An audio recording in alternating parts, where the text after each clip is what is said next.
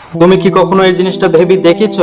যতদিন ধরে এই দুনিয়া সৃষ্টি হয়েছে, আল্লাহ সুবহানাহু ওয়া তাআলা তোমার মতো আর অন্য কাউকে বানায়নি। আর আজ থেকে নিয়ে যতদিন দুনিয়া থাকবে, আল্লাহ সুবহানাহু ওয়া তাআলা আর তোমার মতো মানুষ তৈরি করবে না। তার জন্য তুমি ইউনিক।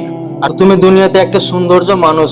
তুমি একটা ভুল করে, আর তুমি একটা গুনাহ করে, আর নিজেকে ছোট মনে করে, নিরাশা হয়ে আর হতাশা হয়ে তুমি অন্ধকারের মধ্যে বসে আছো। তো আমি এটা বলছি না যে তোমার দ্বারাই বা আমার দ্বারা জীবনে কোনো ভুল হবে না, কোনো গুনাহ হবে না। তো মানুষ হলো ভুলের পুতুল।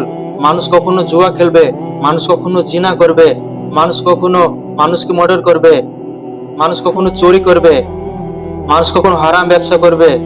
কিন্তু আল্লাহ সুবহানাহু ওয়া তাআলা বলেছে, জমিন আর আসমানের মাঝখানে যত রকম গুনাহ আছে, যদি তোমার দ্বারা হয়ে যায় তো তুমি তওবা করো, আমি অবশ্যই তোমাকে ক্ষমা করব। ইউনূস নবী আলাইহিস সালাম যখন একটা মাছের পেটের মধ্যে ছিল, আর যখন বিপদের মধ্যে ছিল, তখন সে মাছের সাথে সাহায্য চায়নি, তখন সে পানির সাথে সাহায্য চায়নি। কার সাথে সাহায্য চেয়েছিল তুমি জানো? যে জমিনকে তৈরি করেছে, যে আসমানকে তৈরি করেছে, যে পানিকে তৈরি করেছে, আর যে মাছকে তৈরি করেছে। আর এসব জিনিসকে কে তৈরি করেছে? আল্লাহ সুবহানাহু ওয়া তাআলা তৈরি করেছে।